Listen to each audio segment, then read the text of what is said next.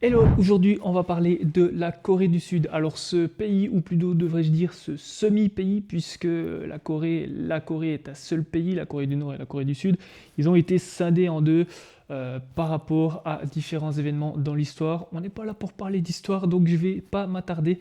Pense à t'abonner si ce n'est pas encore fait ou à me suivre, peu importe où tu me regardes, ça fait toujours plaisir et ça soutient la chaîne et le boulot qui est fait ici.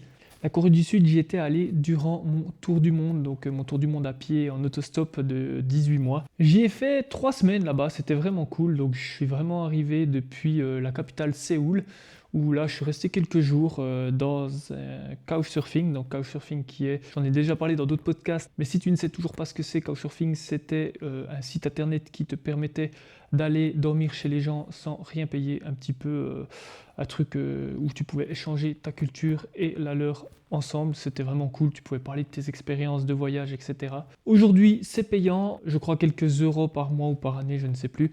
Bref, c'est pas très cher, mais c'est devenu payant. Revenons sur notre Corée du Sud. Donc, j'ai traversé ce pays du nord au sud-est parce que après je prenais le bateau pour Fukuoka au Japon. Mais avant de parler de ça, revenons vraiment à Séoul où là j'ai passé pour la première fois de ma vie dans une mégalopole connectée, on va dire, parce que très honnêtement, c'était assez dingue d'être à Séoul. Il y avait déjà plein de petits trucs informatisés et tout ça qui commence à être informatisé aujourd'hui en Europe. Je te parle de ça, ça va bientôt faire 10 ans. Donc c'est assez dingue de se dire qu'ils avaient déjà toutes ces évolutions. Quand tu te baladais en ville aussi, c'était impressionnant de voir tous les écriteaux qu'il y avait partout, littéralement des écriteaux lumineux à gauche, à droite. C'était une dinguerie, tu savais plus où regarder, c'était un truc de fou. Quand tu voulais aller manger dans un endroit, tu mourrais pas de faim là-bas parce qu'il y avait littéralement à bouffer partout et c'était vraiment pas cher et tu mangeais très très bien. Pour traverser le pays, c'était aussi super bien parce qu'il y avait de grandes bandes cyclables, il y avait aussi beaucoup d'endroits où marcher, les Sud-Coréens étant des grandes randonneuses et des grands randonneurs. J'ai vraiment adoré ce pays parce que tout simplement la circulation n'y était pas étouffante quand on sortait des grandes villes. Donc j'ai pu marcher dans des endroits vraiment où il y avait très peu de voitures. Je me suis aussi fait un petit challenge là-bas. J'ai fait les premiers 100 km d'une traite en marchant avec mon sac de 25 kg. En 26 heures, donc une marche de 100 km. Voilà, c'était ça, ça piquait, hein. À la fin, je vais pas vous cacher, j'ai dormi presque un jour complet, donc presque 24 heures, quoi. Je crois que j'avais dormi genre 18 heures, un truc comme ça. Et puis, ouais, j'étais défracté de fatigue, quoi. C'était un truc de fou, j'étais vraiment à moitié mort. Et puis, j'avais passé aussi une nuit où j'avais vécu une de mes je sais pas si on peut qualifier ça de frayeur, mais quand même, il y a quand même une petite frayeur, une de mes plus grandes frayeurs durant mon tour du monde. Je vais vous raconter cette histoire hein, aussi. Qu'est-ce qui m'a fait peur comme ça en Corée du Sud? Aujourd'hui encore, je ne le sais pas. Tout ce que je peux vous dire, c'est que durant ma marche des 100 km, évidemment, si j'ai marché pendant 26 heures, j'ai marché à un moment donné dans la nuit, je me suis retrouvé à marcher dans une forêt où il y avait des bruits autour de moi. Pas des bruits d'oiseaux, pas des bruits en haut, des bruits autour de moi, vraiment à mon niveau. J'avais deux frontales, franchement, j'avais mis une frontale devant, une frontale derrière, j'avais une lampe de poche dans la main, et puis c'est là que je suis revenu très primitif, j'ai pris deux bâtons dans la forêt, et j'ai commencé à taper tout autour de moi, à crier très fort comme ça, et puis vraiment à être intimidant en fait, à paraître intimidant. Et j'ai jamais vu ce que c'était. J'ai jamais vu. J'ai même pas vu une paire de yeux brillants ou comme ça. Pourtant, je cherchais, hein. J'étais un peu en mode comme ça, là, à tourner la tête à droite, à gauche, comme un fou, là. Et j'étais tout seul dans cette forêt. Tout ce que je peux vous dire, c'est que c'était certain que c'était pas un humain. On entendait que ça avait quatre pattes et puis que ça allait très très vite, beaucoup trop vite pour un humain. Voilà. Et puis c'est vrai qu'à partir du moment où ce n'est pas un humain, je m'inquiète moins parce qu'on m'a toujours dit que l'homme est un loup pour l'homme. Et puis je suis assez d'accord avec ça parce que même un loup, si vous paraissez impressionnant, il va avoir peur. Alors qu'un être humain, même si vous paraissez impressionnant, s'il est déter, il peut ne pas avoir peur. Durant cette marche aussi, j'ai dû faire des pauses. Et puis, tout mon respect à la culture sud-coréenne et à toutes les cultures de ce monde, parce que j'ai fait une bourde pendant cette marche de 100 km. Voilà, j'étais un petit peu inculte sur ce que c'était. J'ai été renseigné que bien après, en Corée du Sud évidemment, j'ai réalisé en fait pendant ma marche que à certains endroits, il y avait des espèces de petites bosses rondes comme ça, des espèces de petits dômes, bon, des fois plus grands, des fois plus petits. Et puis je sais pas pourquoi dans ma tête je me suis dit bah là il y a eu la guerre entre la Corée du Sud, la Corée du Nord, donc être ça doit peut-être être des impacts d'obus ou quelque chose comme ça. Et puis des cicatrices de la guerre, quoi. Voilà, donc des impacts d'armes de guerre, bref. Et puis bah, je me suis dit, bah écoute, voilà quoi, il y avait rien de bien spécial devant, si ce n'est un petit banc, bien souvent. Des fois il y avait des plaques ou des trucs comme ça, là je m'essayais pas, mais des fois il y avait rien. Et puis ces plaques, j'ai jamais regardé ce qu'il y avait dessus. Ces plaques étaient très certainement tournées aussi d'un côté ou de l'autre, que tu ne le voyais pas du tout sur l'ensemble du tour du dôme. Et puis bah, moi, je me suis assis une fois sur ces petits dômes, un de ces petits dômes, pour bah, tout simplement prendre mon repas.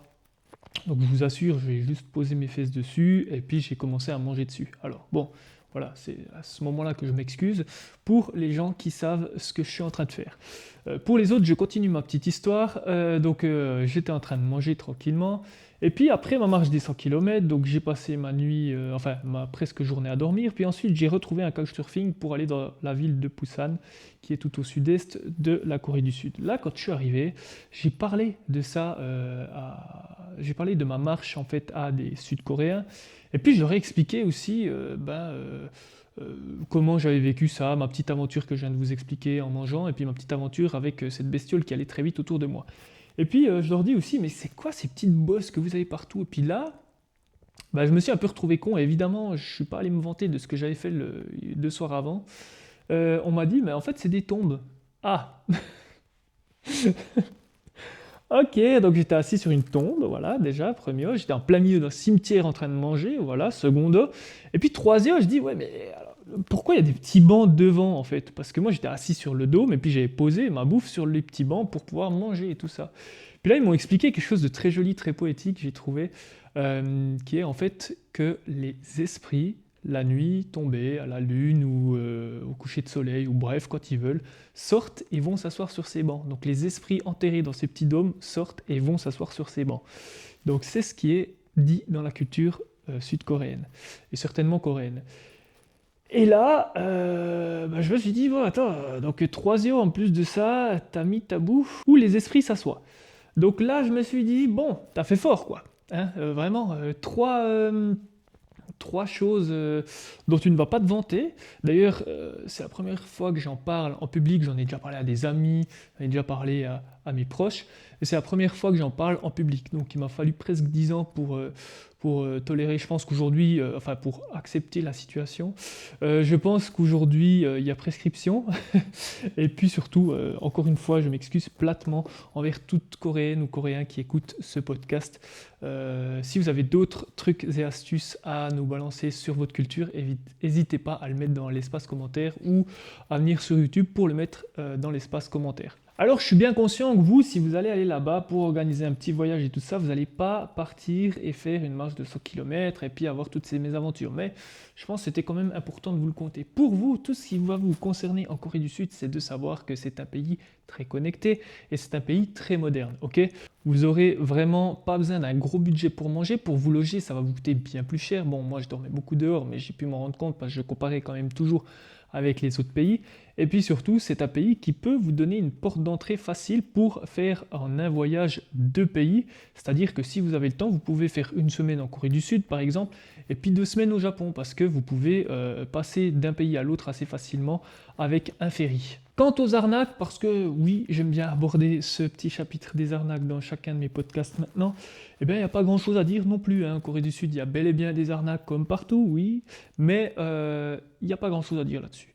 Donc, en tout cas, si ce podcast t'a plu, n'hésite pas à t'abonner ou à le suivre ou à commenter ou à le partager. Ça fait toujours plaisir. Et encore une fois, ça soutient le travail fait ici sur ce podcast. Et puis, je sais que j'insiste un petit peu là-dessus, surtout sur ces derniers podcasts, mais parce que vous êtes nombreux et nombreuses à me regarder, à m'écouter et à ne pas me suivre. Donc, ce serait cool de pouvoir un petit peu juste... faire quelque chose de plus grand ensemble. Voilà. Je te dis bonne journée ou bonne soirée, tout dépend quand tu m'écoutes. C'est ciao.